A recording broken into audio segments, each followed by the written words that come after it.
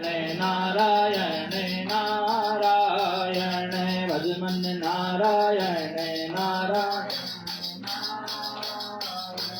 सत्यानारायण नारायण नारायण सत्यानारायण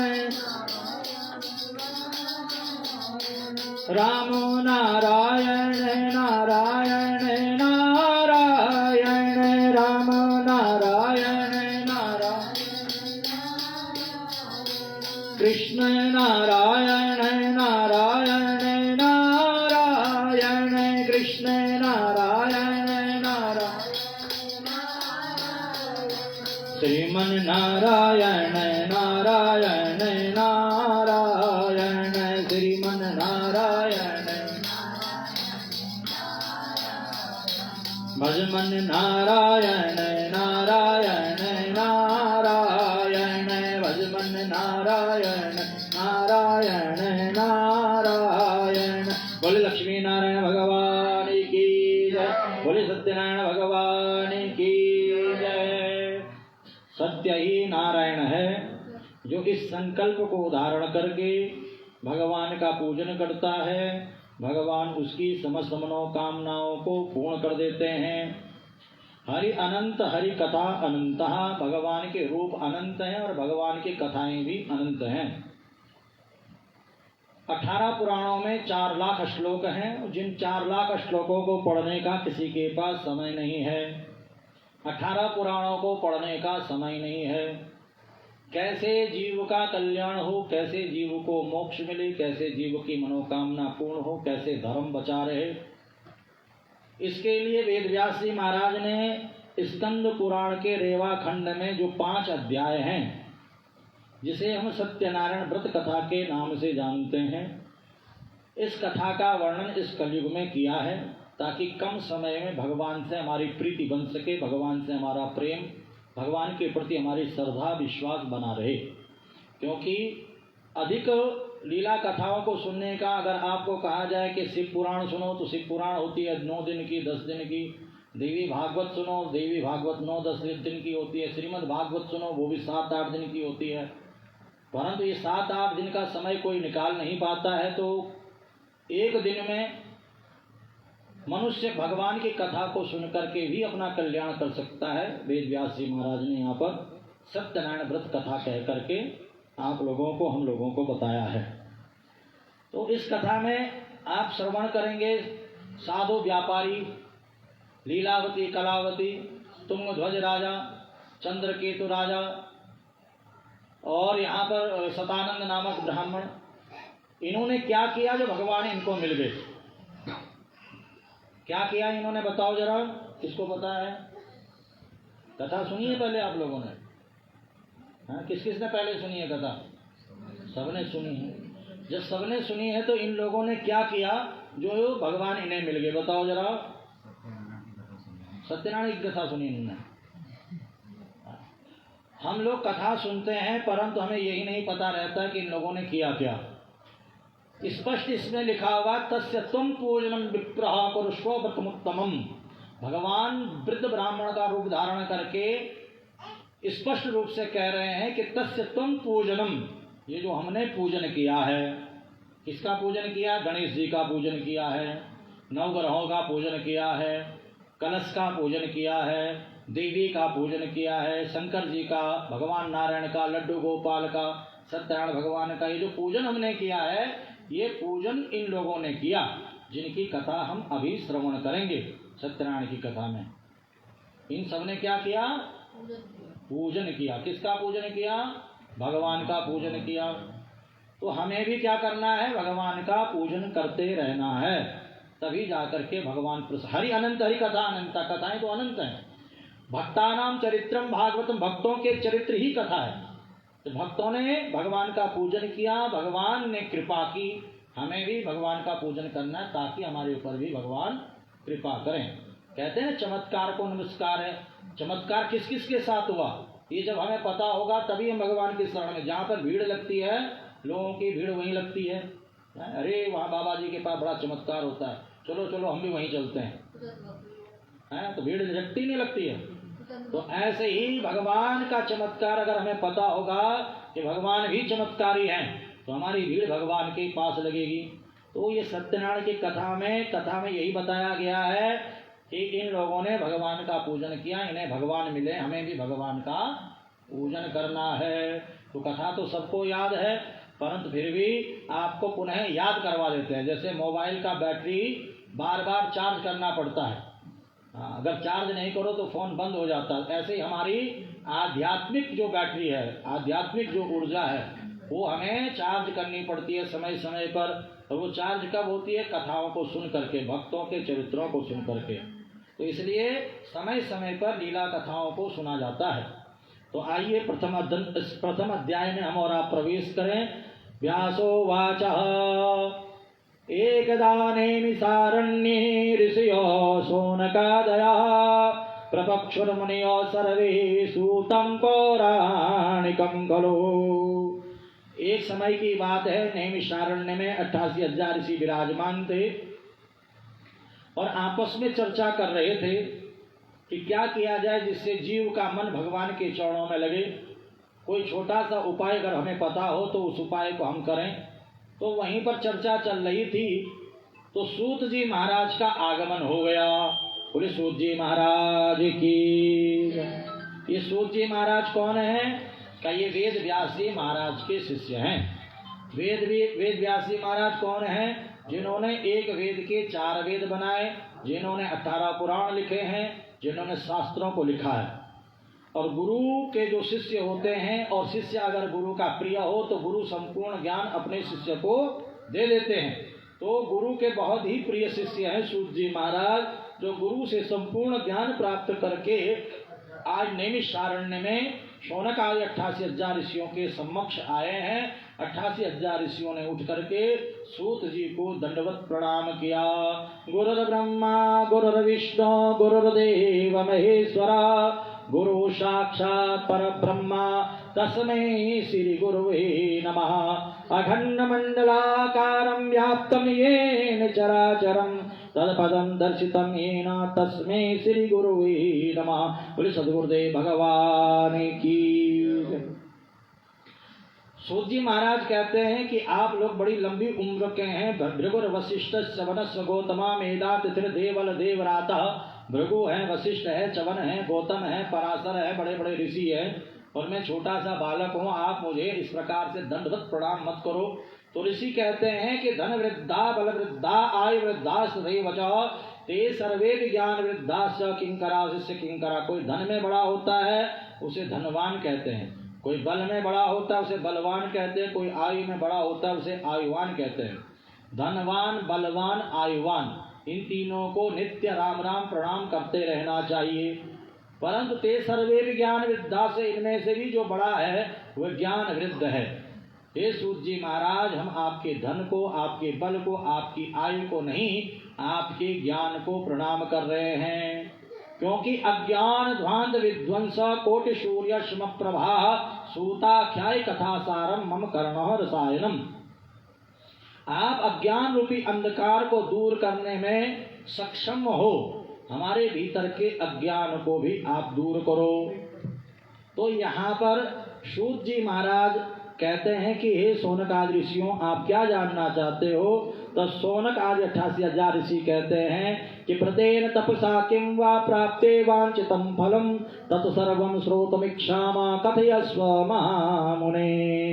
वह कौन सा व्रत है, वह कौन सा पूजन है जिसको करने से बहुत ही जल्दी भगवान प्रसन्न हो जाते हैं? आप हमें बताइए। तब सूत जी महाराज नैमिषारण्य में 88,000 ऋषियों को बता रहे हैं कि नारदेनैव संपृष्टो भगवान कमलापति सुरऋषियो देवा तक्षणोद्वम समाहितम्। एकदा नारदो योगी प्रानुग्रह कांक्षया प्रियदान विविधान लोकान मृत्यु लोकामुपागतः। एक बार की बात है, देवर्षि नारद अनेकों लोकों में भ्रमण करते हुए इस मृत्यु लोक में आए हैं। इस मृत्यु लोक, इस पृथ्वी लोक का एक नाम मृत्यु लोक भी है। मृत्यु लोक क्यों है इसका नाम? क्योंकि आया है सो जाएगा। राजा रंक फकीर, कोई सिंहासन चढ़ चला, कोई बंधा जंजीर, जो आता है यहाँ पर उसका जाना सुनिश्चित हो जाता है। आना और जाना। बेटा जब जन्म लेता है तो माता पिता कहते हैं बेटा हो गया, और बेटी जब जन्म लेती है तो क्या कहते हैं बेटी हो गई। हो और गई, हो और गया, गया शब्द पहले ही लग जाता है। ठीक है, आना और जाना ये सुनिश्चित है, तो इसलिए इसका नाम मृत्युलोक है। तो मृत्युलोके जना सर्वे नाना क्लेश समन्विता नाना योनि समुत्पन्ना पश्यन्ते पाप कर्म भी। नारद जी ने देखा कि मृत्युलोक में सब लोग दुखी हैं, परेशान हैं, चिंतित हैं। तो नारद जी सोच रहे हैं कैसे इनका दुख दूर हो। ये सोच करके नारद जी भगवान नारायण के लोक वैकुंठ लोक चले गए। और वैकुंठ लोक में भगवान नारायण को जब देखा, तो लक्ष्मी नारायण भगवान की जय। तत्र नारायणं देवं शुक्लवर्णं चतुर्भुजं शंखचक्र गदा पद्मा वनमाला विभूषितम्। भगवान नारायण शंख चक्र गदा पद्मा वनमाला से सुशोभित शेष सैया पर पौड़े हुए थे। लक्ष्मी जी चरण दबा रही थी। नारद जी ने भगवान की स्तुति करनी प्रारंभ कर दी। स्तुति कहते प्रशंसा को, बढ़ाई को। जब हम किसी की प्रशंसा करेंगे तो हम पे खुश हो जाएगा, होगा कि नहीं होगा बताओ। तो इसलिए जब किसी से कोई काम निकलवाना होता तो हम लोग क्या करते हैं, हाँ प्रशंसा करते हैं, चापलूसी करते हैं, वो बढ़ाई करते हैं। अरे आप बहुत अच्छे हो, आप बहुत बढ़िया हो, आपसे बढ़िया तो कोई है ही नहीं। तो सामने वाला खुश हो जाता है, अरे वाह ये तो बड़ी प्रशंसा मेरी कर रहा है। तो ऐसे नारद जी भी बड़े तेज हैं। नारद जी भी भगवान नारायण की प्रशंसा कर रहे हैं। क्या कह रहे हैं, नमो वांगमनतातीता रूपायंताय शक्तये आदिमध्यांतिहीनाय निर्गुणाय गुणात्मने सर्वेषां आदिभूताय भक्तानामार्तिनाशिने। हे नारायण प्रभु, आपको न वाणी से जाना जा सकता है, न मन से जाना जा सकता है। आप अनंत शक्ति संपन्न हो, अनंत रूपों को धारण करने वाले हो। सृष्टि के रचयिता आप हो, सृष्टि के पालन करता आप हो, सृष्टि के संहार करता आप हो। आप ही अनेकों रूपों को धारण करते हुए अनेकों लीलाओं को संपन्न करते हो। प्रभु मैं आपको बारंबार प्रणाम करता हूँ। भगवान नारायण बड़े खुश हुए ये सब सुन करके। भगवान नारायण कहने लगे, किमर्थम आगतोस्मि तुम किमिते मनसि वर्तते कथयस्व महाभाग तत्सर्वं कथयामि। अरे नारद बताओ क्या बात है, क्या जानना चाहते हो, क्या पूछना चाहते हो, जो तुम्हारे मन में है वह बताओ। नारद जी कहते हैं कि मर्त्यलोके जना सर्वे नाना क्लेश समन्विता नाना योनि समुत्पन्ना पश्यन्ते पाप कर्म भी तत् कथं समयेनाथ लघुकायेन तद्वदः श्रोतुमिच्छामि तत्सर्वं कृपयास्ति यदि ते मयि। मैं मृत्युलोक से आ रहा हूँ और मृत्युलोक में अपने अपने कर्मों के फलस्वरूप नाना प्रकार की योनियों में उत्पन्न होकर के नाना प्रकार के दुखों को जीव भोग रहा है। कैसे जीव का आवागमन समाप्त हो और कैसे जीव जो है आपके वैकुंठ को प्राप्त हो, कैसे समस्त सुखों को भोगे, ये कोई उपाय अगर आपके पास हो तो आप बताइए। तो भगवान तो अपनी स्तुति प्रशंसा को सुन करके बड़े खुश थे। तो भगवान कहते कि हे नारद, अब मैं तुम्हारे प्रेम के कारण तुम्हें एक उपाय बताता हूँ। व्रतमस्ते महत्पुण्यम स्वर्गे मर्त्ये च दुर्लभम तव स्नेहान् मया वत्सा प्रकाश क्रियते धुना सत्यनारायणस्देवं व्रतं सम्यग् विधानतः कृत्वा सद्यो सुखं भुक्त्वा परत्र मोक्षमवाप्नुयात्। हे नारद, लोग मुझे नरसिंह के रूप में, वामन के रूप में, परशुराम के रूप में, राम के रूप में, कृष्ण के रूप में, अनेकों रूपों में जानते हैं, पूजते हैं।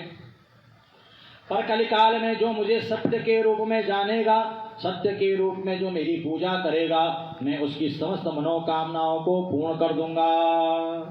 तो नारद जी कहते हैं किम फलम किम विधानम च कृतम केनेव तद्व्रतम तत्सर्वं विस्तरात् ब्रूहि कदा कार्यम तद्व्रतम। आपने जो सत्यनारायण रूप अपना बताया, इसका पूजन बताया, इसको क्या विधान है, कैसे इसको करना है, क्या इसका फल है, सबसे पहले किसने किया, ये सब आप मुझे बताइए। तो भगवान कहते हैं कि दुख शोकादि समनम धन धान्य प्रवर्धनम सौभाग्य संतति कर्म सर्वत्र विजयप्रदम यस्मिन् कस्मिन् दिने मर्त्यो भक्ति श्रद्धा समन्विता सत्यनारायण देवं यदि च निशामुखे ब्राह्मणेर बान्धवस्येव सहितो धर्म तत्पर नैवेद्यं भक्तितो दद्यात् सपाद्यं भक्ष्यमुत्तमं रम्भाफलं घृतं क्षीरं गोधूमस्य चूर्णकम् आभावे शालचूर्णं वा शर्करा वा गुडस्तदा। भगवान नारायण कहते हैं जो पूजन है सत्यदेव सत्यनारायण का, ये दुख को दूर करने वाला है, कष्टों को मिटाने वाला है, बच्चों को विद्या बुद्धि को देने वाला है, कारोबार को बढ़ाने वाला है, मनोकामना को पूर्ण करने वाला है, सौभाग्य को बढ़ाने वाला है। जिस किसी दिन भी, हाँ कई लोग कहते हैं कि खाली पूर्णमासी को ही ये कथा की जाती है, नहीं, ये तो पूर्णमासी को इसलिए की जाती है कि भैया पूरा महीना हमारे पे समय नहीं रहता, चलो एक दिन का जो है समय हम निकाल ही लें। जैसे साधु व्यापारी ने कहा कि भैया हम लोगों के पास, गांव वालों के पास रोज तो समय नहीं, क्योंकि व्यापारी हम लोग, तो महीने में एक दिन हम समय निकाल सकते हैं भगवान के। तो पूर्णमासी के दिन उन लोगों ने कथा की, तो ये पूर्णमासी की ही कथा हम लोग कहते हैं पूर्णमासी की कथा नहीं। यहाँ पर भगवान स्पष्ट कह रहे हैं यस्मिन् कस्मिन् दिने मर्त्यो भक्ति श्रद्धा समन्विता, जिस दिन भी भक्ति जागृत हो जाए, भगवान की लीला कथा सुनने का मन करे, भगवान का उत्सव मनाने का मन करे, भगवान का पूजन करने का मन करे, भगवान का चरणामृत प्रसाद खाने का मन करे, कीर्तन भजन करने का मन करे, उसी दिन सब इकट्ठे हो जाओ। जिस किसी दिन भी यस्मिन् कस्मिन् दिने मर्त्यो भक्ति श्रद्धा समन्विता, भक्ति और श्रद्धा जिस दिन हृदय में जागृत हो जाए। और पूजन के लिए क्या क्या इकट्ठा करना है? रंबा फलम घृतम क्षीरम, दूध दही घी शहद फल फूल मिठाई, पान के पत्ते लौंग इलायची, भगवान का सुंदर जो भगवान के लिए चूरमा बनाना है, कसार जिसे बोलते हैं, और हमारा जो है सुंदर ब्राह्मण देवता को बुला करके भगवान का पूजन करवाना है, भगवान की कथाओं को सुनना है, और नृत्य गीतादिकम रचित, बीच बीच में भगवान का कीर्तन भजन भी करना है। और प्रसाद ग्रहण करके लिखा हुआ है पर ततश्च स्वगृहं गच्छेत, वहीं पर नहीं रहना है, अपने अपने घरों को भी जाना है। ऐसा नहीं कि भाई आज राजू के यहीं रुक जाए, हाँ यहाँ पर लिखा हुआ प्रसाद खा करके चरणामृत लेकर के अपने अपने घरों को जाना है। एवं कृते मनुष्याणाम वांछितार्थ सिद्धितो भवेत्, ऐसा करने से मनुष्य की मनोकामना पूर्ण हो जाती है। विशेषतः लघुपायों ने कलयुगे लघुपायोस्ति भूतले, विशेष रूप से मनुष्य को सबसे छोटा उपाय सुख भोगने के लिए ये यहाँ पर ये पूजन बताया गया है। इसलिए इस पूजन को नित्य निरंतर यथाशक्ति यथासंभव आप लोगों को, हम लोगों को करते रहना चाहिए। जैसे आज देखो कितना सुंदर दिन है, बुद्ध पूर्णिमा का दिन है। आज भगवान बुद्ध का जो है जन्म हुआ है, प्राकट्य हुआ है, और आज जो है बुद्ध पूर्णिमा के दिन पूजा पाठ यज्ञ अनुष्ठान दान पुण्य गंगा स्नान, इसका बहुत बड़ा महत्व है। तो आज के दिन आप लोग जो है भगवान के चरणों में बैठ कर के कथा रूपी गंगा में स्नान कर रहे हो, है ये कथा ज्ञान गंगा है। आप भागीरथी गंगा में नहीं हो, परंतु भागवती गंगा में तो स्नान कर ही रहे हो। अब आप ये नहीं कह सकते हो कि हमने आज गंगा स्नान नहीं किया है।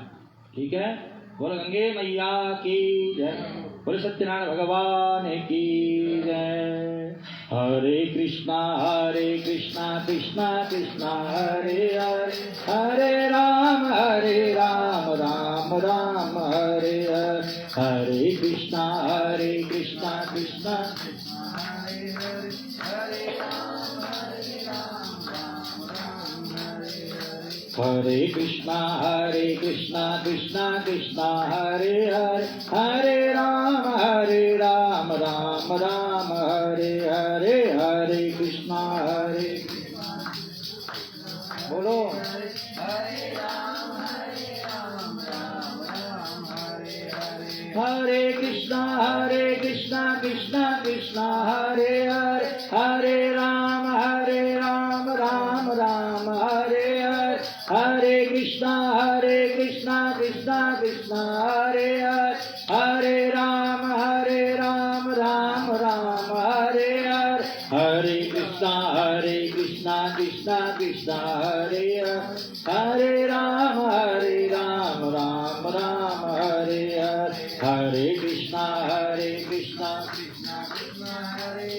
हरे राम राम राम हरे हरे, हरे राम राम राम हरे हरे। बोले कृष्ण कन्हैया लाल की जय, सत्यनारायण भगवान की जय। फूल ले लो सब लोग एक एक हाथ में, हर अध्याय में फूल लेना हाथ में।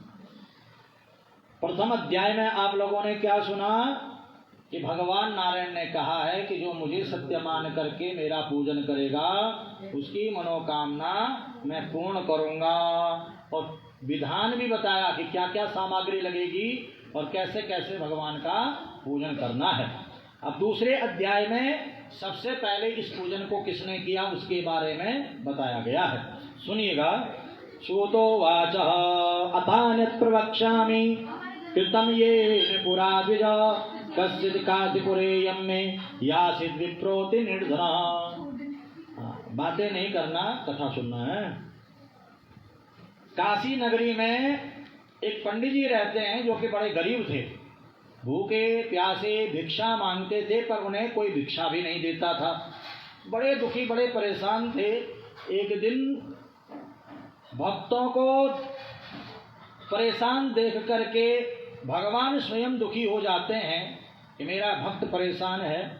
आज ब्राह्मण को दुखी देख करके भगवान बड़े दुखी हो गए और भगवान ने सोचा कि इसका दुख दूर करना है, तो भगवान एक बूढ़ा ब्राह्मण का रूप धारण करके आ गए और आकर के कहने लगे कि किमर्थम भमसे विप्र महिम नित्यम सुदुखिता तत्सर्वं श्रोतुमिच्छामि कथयतां द्विज सत्तमा। अरे पंडित जी, आप रोज दुखी होकर के घूमते हो, क्यों घूमते हो, क्या कारण है, मुझे आप अपना दुख का कारण बताओ। तो वृद्ध ब्राह्मण जो दुखी थे वो कहने लगे ब्राह्मणोति दरिद्रो हम भिक्षार्थम वे भ्रमे मही उपायम यदि जानासि कृपया कथय प्रभो। क्या मैं बहुत गरीब ब्राह्मण हूँ, भिक्षा के लिए घूमता हूँ, भिक्षा भी नहीं मिलती है। यदि आप गरीबी को दूर करने का, दरिद्रता को मिटाने का कोई उपाय जानते हो तो कृपया करके मुझे बताओ। तब वृद्ध ब्राह्मण रूपी जो सत्यनारायण भगवान है, भगवान नारायण है, वे कहते हैं कि सत्यनारायण विष्णु वांछितार्थ फल प्रदा तस्य त्वं पूजनं विप्रः पुरुषो प्रथमोत्तमं यत्कृत्वा सर्वदुःखेभ्यो मुक्तो भवति मानव विधानं च व्रतस्यापि विप्राय भास्य यत्नतः। भगवान जो वृद्ध ब्राह्मण बनकर के आए थे वे कहते हैं कि तुम सत्यनारायण रूपी भगवान विष्णु का पूजन करो। तस्य त्वं पूजनं विप्रः, क्या कहा, पूजन करो, जिस पूजन को करने से तुम्हारे सारे दुख दूर हो जाएंगे। पूरा का पूरा विधान बता करके, जिस विधान से आपने यहाँ पर पूजन किया है, ये पूरा विधान बताया और बता करके भगवान वहीं पर चले गए। अब गरीब ब्राह्मण ने सोचा कि जो पूजन का विधान मुझे बता करके गए हैं पंडित जी, मैं इस पूजन को अवश्य करूंगा, पर ये पूजन मैं तभी करूंगा जब मेरे पे पैसा होगा, क्योंकि देखिए बिना पैसे के तो कुछ भी नहीं आता है। दूध दही घी शहद सरकारी पूजन सामग्री जो है इसको खरीदने के लिए पैसा चाहिए। अब पैसा आए तो पूजन सामग्री इकट्ठा करो। का आज भिक्षा में जो भी मुझे धन मिलेगा उसी से मैं पूजन सामग्री लूंगा, यह सोच करके मन में संकल्प करके पंडित जी भिक्षा मांगने के लिए चल पड़े। और आपने देखा होगा जब हम कुछ अच्छा सोचते हैं तो भगवान उसको पूर्ण अवश्य करते हैं। लिखा हुआ है कि कलयुग में मानस पुण्य हो नहीं पापा, मन में अच्छा संकल्प आ जाए तो भगवान उसको अवश्य पूर्ण करते हैं, उसका फल अवश्य हमें प्राप्त होता है। अच्छा संकल्प पंडित जी का था कि आज मुझे जो पैसा मिलेगा उसी से पूजन की सामग्री लूंगा। तो भगवान ने देखा इनका अच्छा संकल्प है, तो आज जो है भगवान की कृपा से बहुत सारा धन पंडित जी को भिक्षा में मिल गया, दान दक्षिणा में मिल गया। पंडित जी ने तुरंत पूजा की सामग्री इकट्ठा की, अपने रिश्तेदारों को बुलाया, अड़ोसी पड़ोसियों को बुलाया और विधि विधान के साथ भगवान का पूजन संपन्न किया। बोले सत्यनारायण भगवान की। प्रत्येक महीने पंडित जी इस पूजन को करते, प्रत्येक दिन इस पूजन को करते। मासी मासी व्रतम कृतम एवं सत्यनारायण व्रतम कृत्वा द्विजोत्तमम। सर्व पापेर विनिर्मुक्त दुर्लभम मोक्षम आपने आप। पंडित जी इस पूजन के प्रभाव से धन संपदा से संपन्न हो गए, पुत्र पौत्रादि से संपन्न हो गए, ब्राह्मणों में सर्वश्रेष्ठ ब्राह्मण कहलाने लग गए और समस्त सुखों को भोग करके भगवान के दुर्लभ वैकुंठ लोक को इन्होंने प्राप्त कर दिया। बोले सत्यनारायण भगवान की। शौनक आदि 88,000 ऋषियों ने कहा कि पंडित जी से जान करके आगे इस पूजन को किसने किया उसके बारे में बताओ। तो सूत जी महाराज कहते हैं कि एक लकड़हारा लकड़ी बेचने के लिए जा रहा था, भूख प्यास से व्याकुल, एक पंडित जी के घर पे रुक गया। पंडित जी को पूजन करते हुए देखा तो पूछ लिया कि पंडित जी आप ये क्या कर रहे हो, क्यों कर रहे हो, किस लिए कर रहे हो, इसको करने से क्या होता है। तो पंडित जी ने बताया कि अरे लकड़हारे, ये जो कुछ भी तुम मेरे पास देख रहे हो, ये जो मकान है, ये बेटा बेटी नाती पोता, ये पैसा रुपया मान सम्मान, ये सब इस पूजन के प्रभाव से ही मुझे मिला है। लकड़हारे ने कहा कि मुझे इस पूजन के विधान को बताओ, मैं भी इस पूजन को करूँगा, क्योंकि मैं भी बड़ा परेशान हूँ, बहुत मेहनत करता हूँ पर कुछ नहीं मिलता है। अवश्य भगवान प्रसन्न होंगे, मेरा कारोबार बढ़ेगा। पूरा का पूरा विधान जान करके लकड़ी का बोझा सर पर रखा और संकल्प किया कि आज लकड़ी बेचने से जो पैसा मुझे मिलेगा उसी से मैं भगवान का पूजन करूँगा। भगवान ने इसका सत्य संकल्प जान लिया और इसकी लकड़ियां जो है दुगने मूल्य में बिक गई। ये बड़ा खुश हो गया और उसी पैसे से पूजन का सामग्री इकट्ठा करके घर आया, पंडित जी को बुलाया और विधि विधान के साथ पूजन किया, कथा सुनी, कीर्तन किया, प्रसाद ग्रहण किया। और अब तो महाराज ये धीरे धीरे धीरे धीरे जो है धन संपदा से संपन्न हो गया।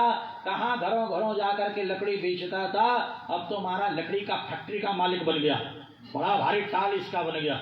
और महाराज इस लोक में सुख भोग करके इह लोके सुखम भुक्त्वा चान्ते सत्य परम यो, इस लोक में सुख भोग करके भगवान के सत्यनारायण के लोक को चले गया।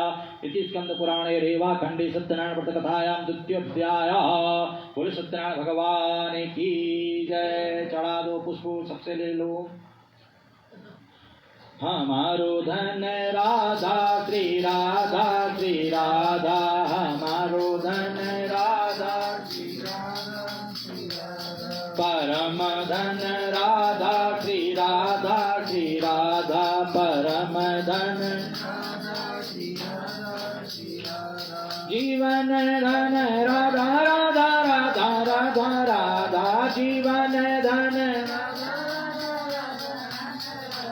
रसिक धन राधा राधा राधा राधा राधा, रसिक धन राधा राधा,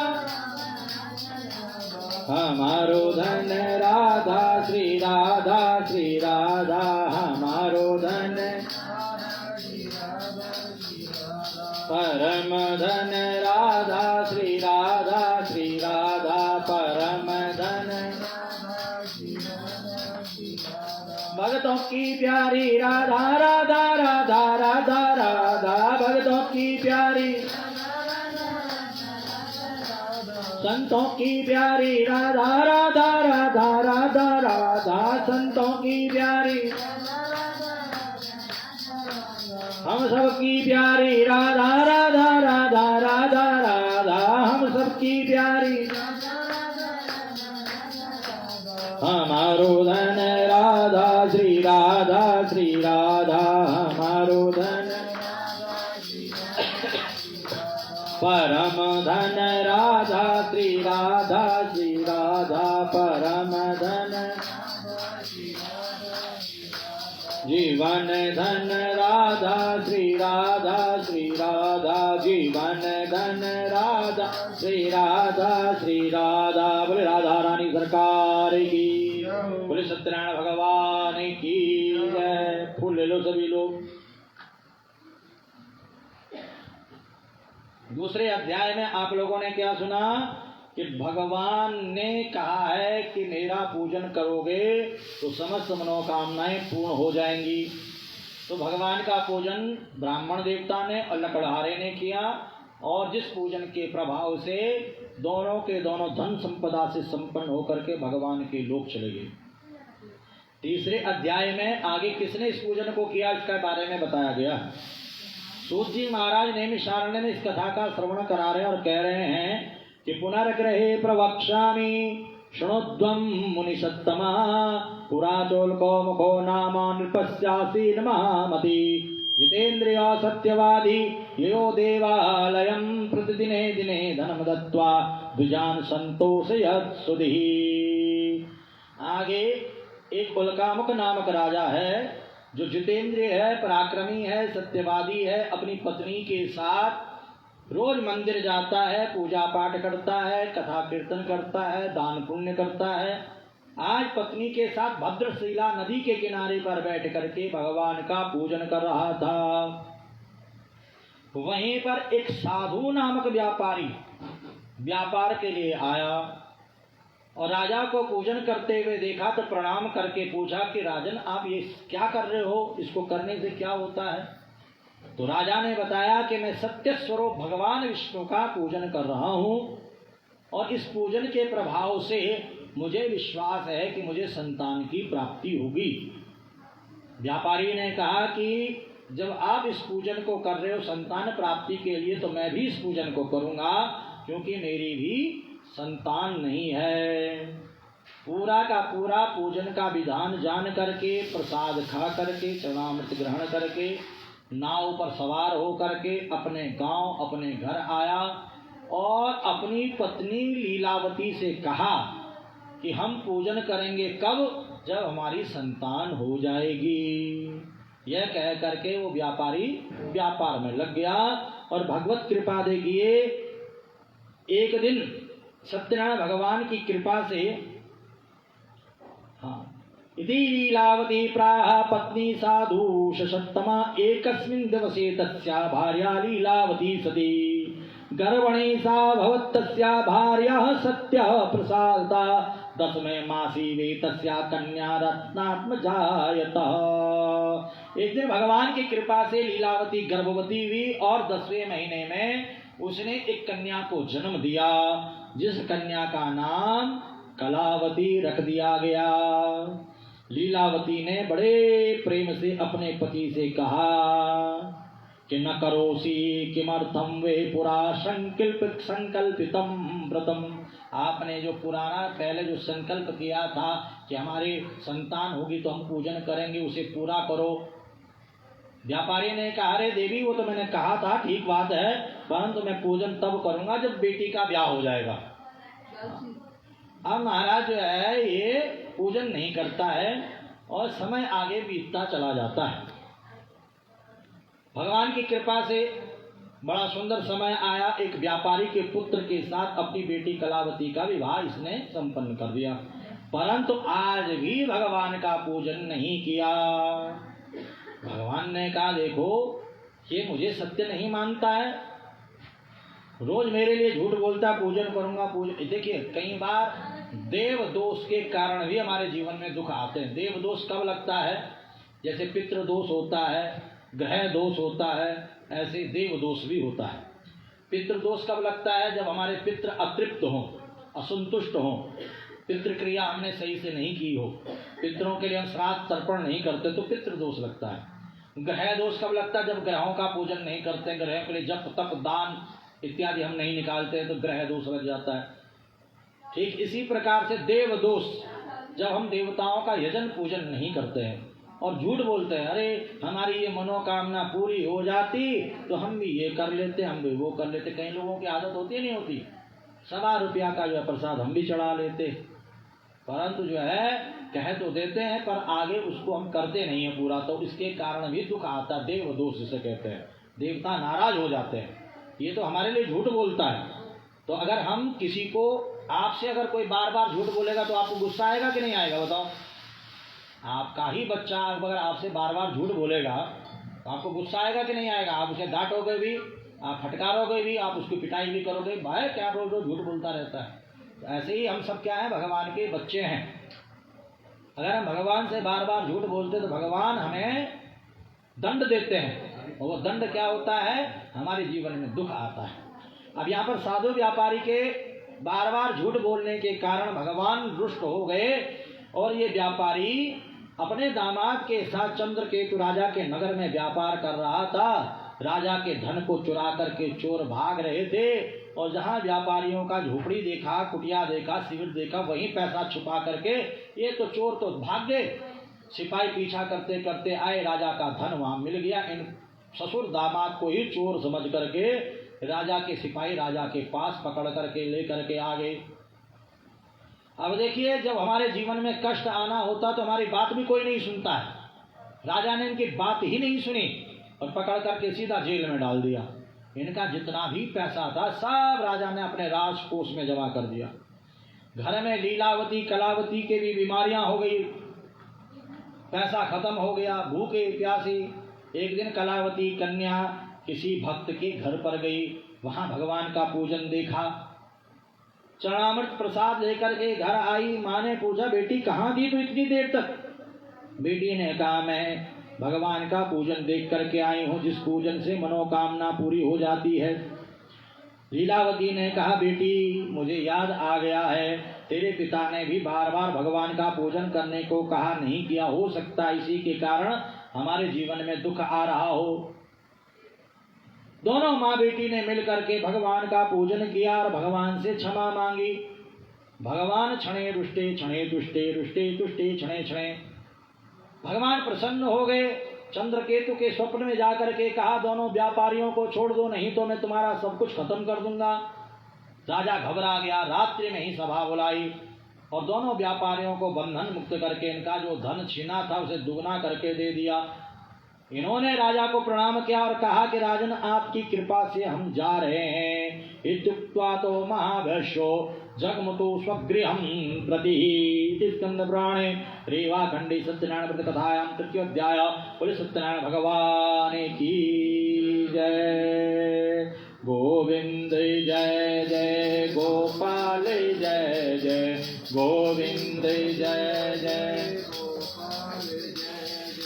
राधा रमण हरि गोविंद जय जय राधा रमण हरि गोविंद जय जय गोविंद जय जय गोपाल जय जय गोविंद जय जय गोपाल जय जय राधा रमण हरि गोविंद जय जय राधा रमण हरि गोविंद जय जय। ब्रह्मा की जय जय, विष्णु की जय जय, ब्रह्मा की जय जय, विष्णु की जय जय। उमापति शिव शंकर की जय जय, उमापति शिव शंकर की जय जय। गोविंद जय जय गोपाल जय जय गोविंद जय जय गोपाल जय जय।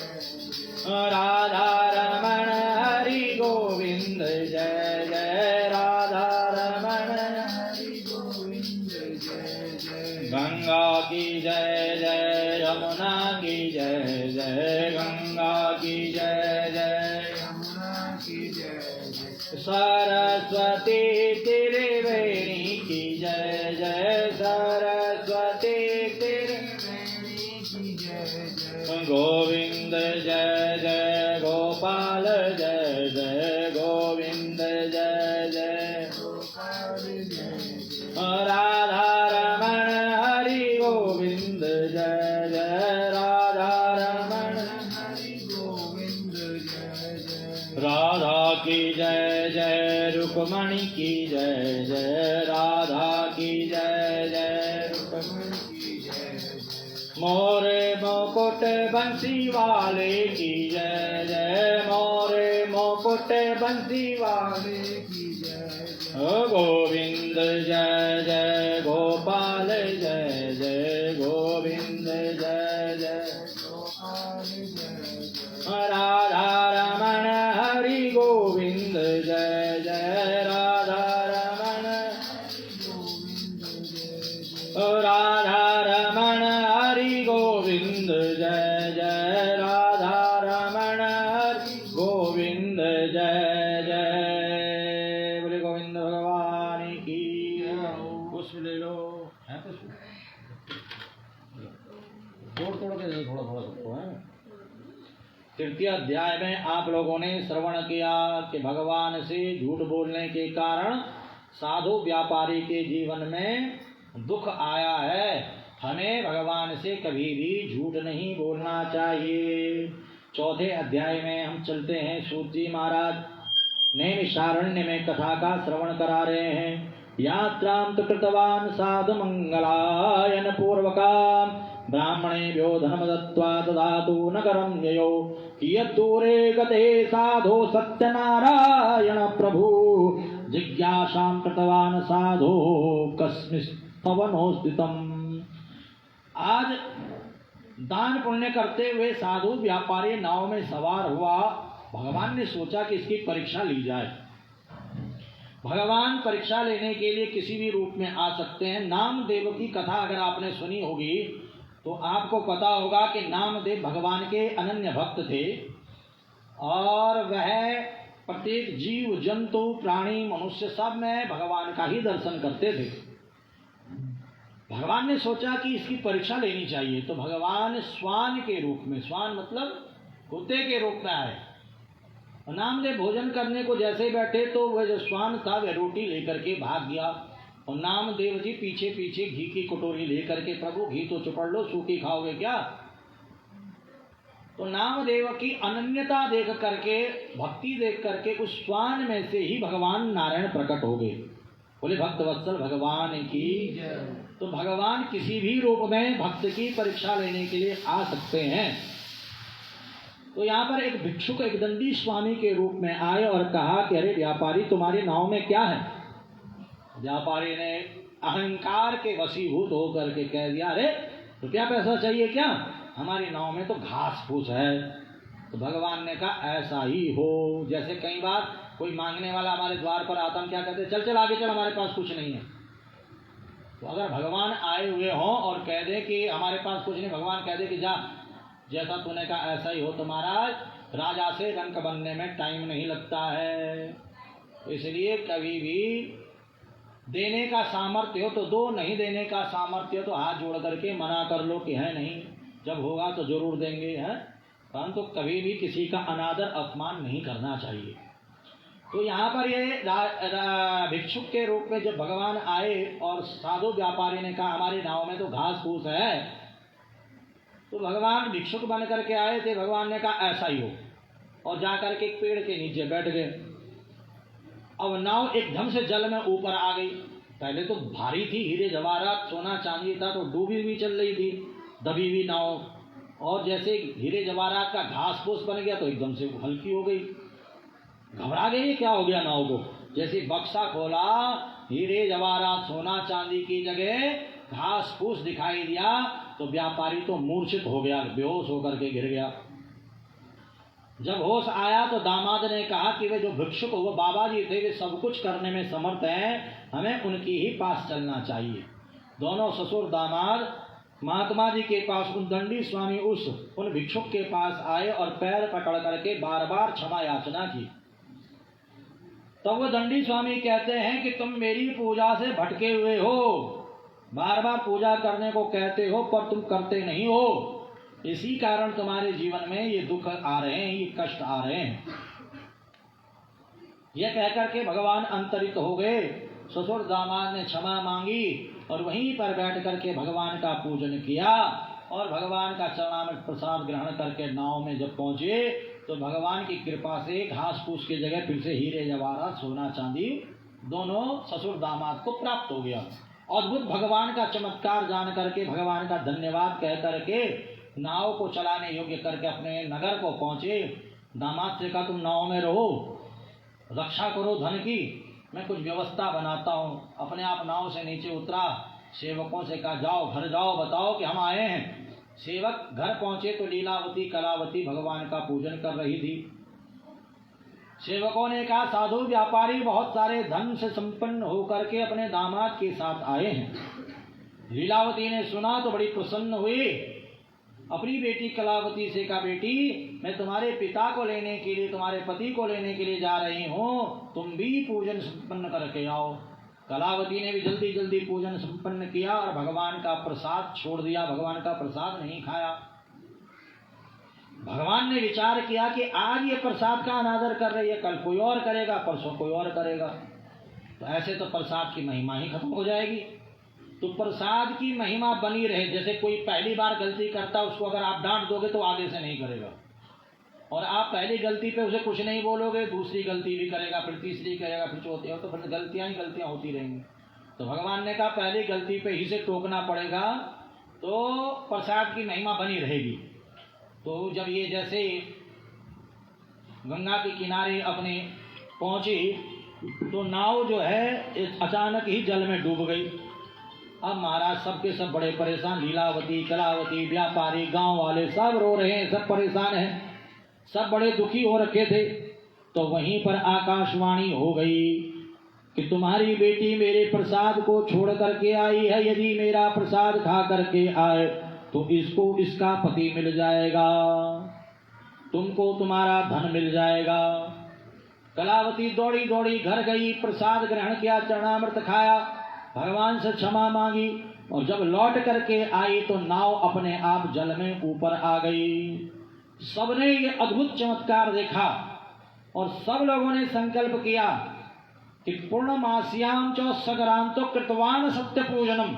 भाई देखो, हम लोग रोज तो भगवान का पूजन नहीं कर सकते हैं, क्योंकि भाई व्यापार करना है, परिवार को पालना है, तो पूर्णमासी और संक्रांति महीने में 2 दिन तो हम भगवान का पूजन कर ही सकते हैं। तो इन लोगों ने प्रत्येक पूर्णमासी संक्रांति पर भगवान का पूजन किया। यह लोके सुखम भोगते चांते सत्यपुरम यो, इस लोक में सुख भोग करके सब के सब गांव वाले एक एक करके भगवान के वैकुंठ लोक को चले गए।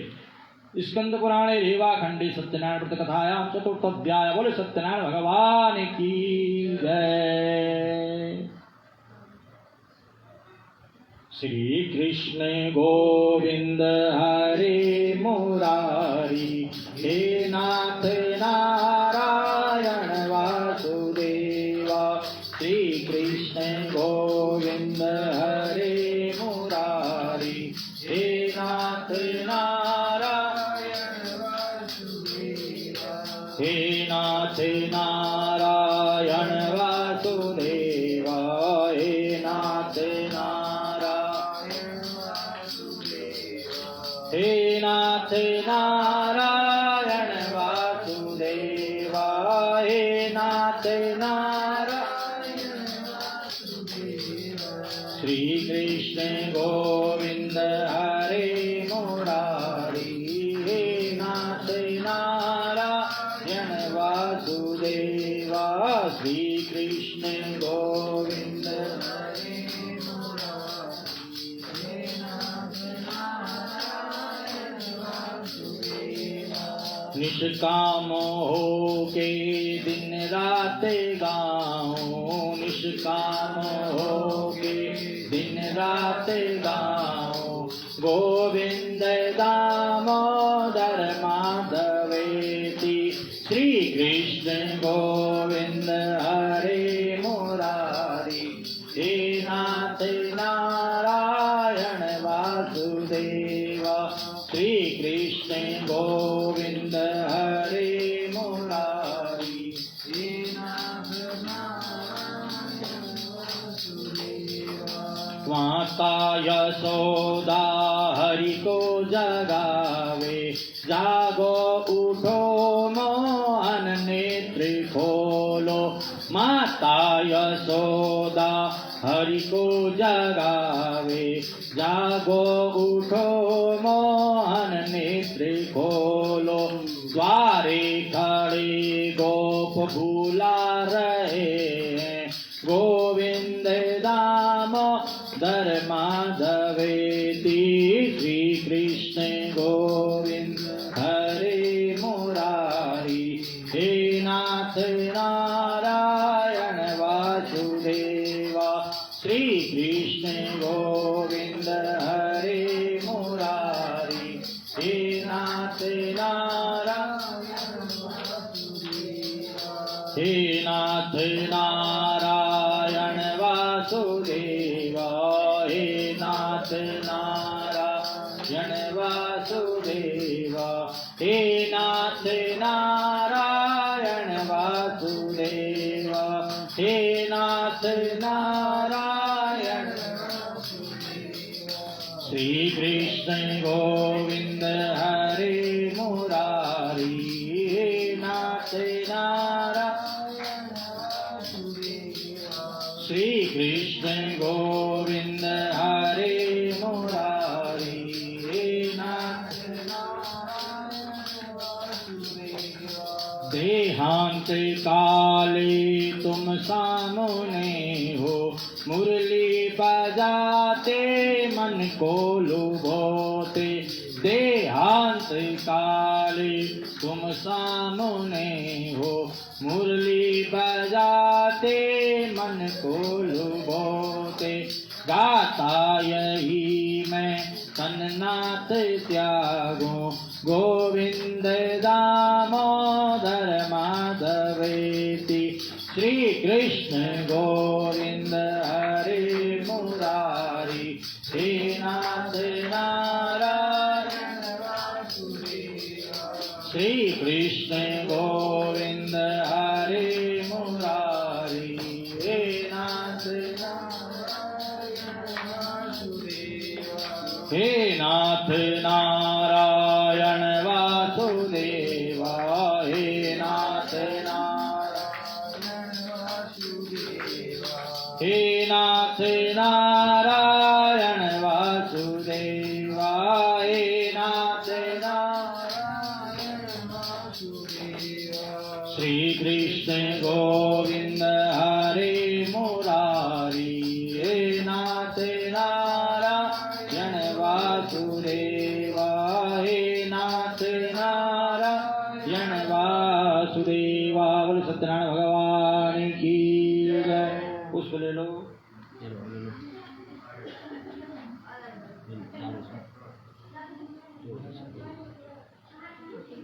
चौथे अध्याय में आप लोगों ने श्रवण किया कि भगवान का कभी भी अनादर नहीं करना है। भगवान कभी भी किसी रूप में परीक्षा लेने के लिए आ सकते हैं। दूसरा, प्रसाद का कभी तिरस्कार नहीं करना है, प्रसाद अवश्य ग्रहण करना है। प्रसाद हमेशा प्रसाद की तरह ही लेना चाहिए, है ना। हाँ, यहाँ पर 5वें अध्याय में भी प्रसाद की महिमा का वर्णन किया गया है। सूत जी महाराज कहते हैं, अथान प्रवक्ष्यामि सुनुध्वं मुनिसत्तमा, आसीत् तुंगध्वजो राजा प्रजापालन तत्र, प्रसादं सत्यदेवस्य त्यक्त्वा दुःखोमवापसः। एक तुंगध्वज नामक राजा है जो प्रसाद को छोड़ने से दुखी हुआ। कब इसने प्रसाद छोड़ा का? एक दास वनम गत्वा हत्वा बहुविधान पशून् आगत्या वटमूलस्य दृष्ट्वा सत्य पूजनम। एक दिन ये राजा शिकार खेलने के लिए जंगल में गया। एक पेड़ के नीचे इसने देखा बहुत सारे गोप बालक भगवान का पूजन कर रहे हैं, जैसे आप लोगों ने यहाँ पर भगवान का पूजन किया। राजा ने अहंकार के कारण ना तो प्रणाम किया, न रथ से नीचे उतरा। गोप बालक जब प्रसाद देने लगे तो इसने प्रसाद भी नहीं लिया, मना कर दिया। भगवान ने कहा बड़ा अहंकारी है, बताओ प्रसाद भी नहीं ले रहा, प्रणाम भी नहीं कर रहा है, तो ये तो बड़ा गड़बड़ हो जाएगा। तो भगवान ने कहा कि इसको तो अपना जो है चमत्कार दिखाना ही होगा। पड़ोसी राजा ने इसके राज्य पर आक्रमण कर दिया। इसके 100 बच्चे थे, 100 के 100 मरे पड़े। अब जब ये पहुंचा तो महाराज ऐसा दृश्य देखा तो बड़ा परेशान हो गया, रो रहा था, ऐसा कैसे हो गया। ओहो, मैंने भगवान का प्रसाद छोड़ा है इसलिए ये सब कुछ हुआ है। वापिस आया, गोप बालकों के पैर पकड़े, क्षमा मांगी, भगवान का पूजन गोप बालकों के साथ किया और भगवान का चरणामृत प्रसाद ग्रहण करके क्षमा मांगा और वापस आया तो 100 के 100 बालक जीवित हैं। ये चमत्कार जब इसने देखा तो इसने संकल्प कर दिया कि मैं रोज भगवान का पूजन करूंगा। और रोज भगवान का पूजन करता है, प्रसाद खाता है और फिर आगे के काम करता है। आज भी आप जैसे बहुत सारे भक्त हैं जो सुबह उठ करके नहा धो करके सबसे पहले भगवान का पूजन किया करते हैं। करते हो कि नहीं करते हो सुबह उठ कर पूजन? और बहुत से ऐसे लोगों का नियम है कि बिना पूजन के तो पानी भी नहीं पीते हैं। कई लोगों का नियम ऐसा भी होता है कि हम पानी भी तब पिएंगे जब भगवान का पूजन कर लेंगे। तो महाराज ये जो तुंगध्वज नामक राजा है, ये रोज भगवान का पूजन करता है, धन संपदा से संपन्न होकर के इस लोक में सुख भोग करके भगवान के लोक को प्रस्थान करता है। य इदं कुरुते सत्यव्रतम परम दुर्लभम शृणोति च कथा पुण्यम भक्ति युक्ता फलप्रदम धन धान्यादिकं तस्य भवेत् सत्य प्रसादा दरिद्रो लभते वित्तं बन्धी मुच्यते बन्धनात् भीतो भयात् मुच्येत् सत्यदेव न संशय ईप्सितं च फलं भुक्त्वा चान्ते सत्यपुरमेव। ये जो भगवान का पूजन आप लोगों ने किया है, ये परम दुर्लभ भगवान का पूजन है। इसको करने से जो दरिद्र है, जो गरीब है, उसकी गरीबी समाप्त हो जाती है, वह धनवान हो जाता है। किसी भी बंधन में पड़े हुए, कई लोग कहते हैं किसी ने कुछ कर दिया है, हवा लग गई है, नजर लग गई है, तो महाराज अगर कोई ऐसा घटना घटा हुआ है तो इस पूजन के प्रभाव से वो सारी घटनाएं खत्म हो जाती हैं, नजर हट जाती है, हवा दूर हो जाती है, किया कराया सब खत्म हो जाता है इस पूजा के प्रभाव से। घर में वास्तु दोष अगर है तो वास्तु दोष भी समाप्त हो जाता है अगर हम रोज भगवान का पूजन करते हैं, समय समय पर इस कथा का आयोजन कराते हैं। बच्चे जो है पढ़ने में मन नहीं लग रहा बच्चों का, इस पूजन के प्रभाव से बच्चों का मन भगवान का पूजन में लगता है, भगवान की कथा में लगता है, पढ़ाई लिखाई में मन लगता है। ध्यान देना, कोई भी मनोकामना है इस पूजा के प्रभाव से वह मनोकामना पूरी हो जाती है। यह लोक भी और परलोक भी सुधर जाता है। देखिए, जिन्होंने पूजन किया था उनका अगला जन्म यहाँ पर बताया गया है। सतानंद जो ब्राह्मण थे वे अगले जन्म में सुदामा नामक ब्राह्मण हुए। भगवान श्री कृष्णचंद्र जी की सेवा पूजा करके मोक्ष को प्राप्त हुए। लकड़ी बेचने वाला लकड़हारा भील गोहराज हुआ, राम जी की सेवा करके मोक्ष को प्राप्त हुआ। उल्कामुख राजा दशरथ हुए। कुल गुरु की पूजा करके श्री रंगनाथ जी का पूजन करके वैकुंठ को प्राप्त हुए। साधु व्यापारी मनोरध्वज राजा हुआ, आरे से आधा शरीर दान दे करके मोक्ष को प्राप्त हुआ।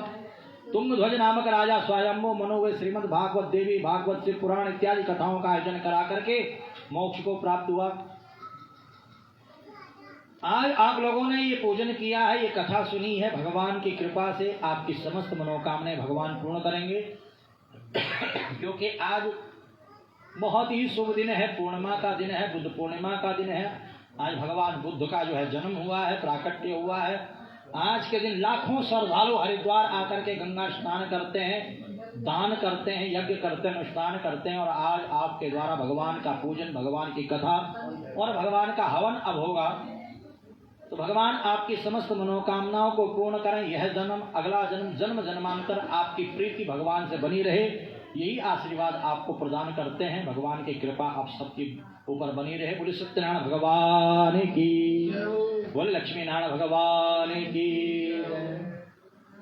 शिव शंकर चले कैलाश बूंदिया पढ़ने लगी। शिव शंकर चले कैलाश बूंदिया पढ़ने लगी। शिव शंकर चले कैलाश बूंदिया पढ़ने लगी। गौरा जी ने बोली हरि हरि मेहंदी, गौरा जी ने बोली हरि हरि मेहंदी। शिव शंकर ने बोली बूंदिया पढ़ने लगी। शिव शंकर चले कैलाश बूंदिया पढ़ने लगी। शिव शंकर चले कैलाश बूंदिया पढ़ने लगी। गौरा जी ने सींच ली हरि हरि मेहंदी, गौरा जी ने सींच ली हरि हरि मेहंदी। बोले बाबा ने सींच ली भांग बूंदिया पढ़ने लगी।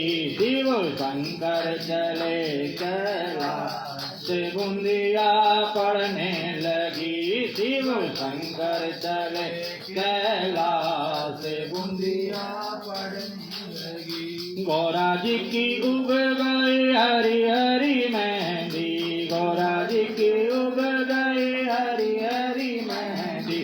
शिव शंकर शंकर की डूब गई भांग बूंदिया पड़ने लगी। शिव शंकर चले कैलाश बूंदिया पड़ने लगी। शिव शंकर चले कैलाश बूंदिया गौरा जी ने काट ले हरी हरी मेहंदी। गौरा जी ने काट ले हरी हरी मेहंदी। शिव शंकर ने काट ले भांग बूंदिया पड़ने लगी। शिव शंकर चले कैलाश बूंदिया पड़ने लगी।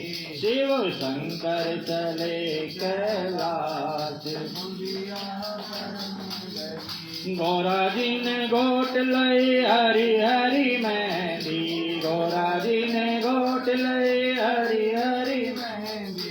शिव शंकर ने गोट लई भांग बूंदिया पड़ने लगी। शिव शंकर ने गोट लई भांग बूंदिया पड़ने लगी। शिव शंकर चले कैलाश बूंदिया पड़ने लगी। शिव शंकर चले कैलाश बूंदिया पड़ने लगी। गौरा जी की रची गई हरी हरी मेहंदी। गौरा जी की रची गई हरी हरी मेहंदी। गौरा जी की रची गई हरी हरी मेहंदी। गौरा जी की रची गई हरी हरी मेहंदी। शिव शंकर को चढ़ गई भांग बूंदिया पड़ने लगी। शिव शंकर को चढ़ गई भांग बूंदिया पड़ने लगी। शिव शंकर चले कैलाश बूंदिया पड़ने लगी। शिव शंकर चले कैलाश बूंदिया पड़ने लगी। नमः शिवाय ओम नमः शिवाय। नमः शिवाय ओम नमः शिवाय। हर हर भोले नमः शिवाय। नमः शिवाय ओम नमः शिवाय। हर हर भोले नमः शिवाय। दक्षेश्वराय शिव दक्षेश्वराय। हर हर भोले नमः शिवाय। दक्षेश्वराय शिव दक्षेश्वराय। हर हर भोले नमः शिवाय। ओम नमः शिवाय ओम नमः शिवाय। हर हर भोले नमः शिवाय। नमः शिवाय ओम नमः शिवाय। हर हर भोले नमः शिवाय। हर हर भोले नमः शिवाय। बोल शंकर भगवान की जय। बोल सत्यनारायण भगवान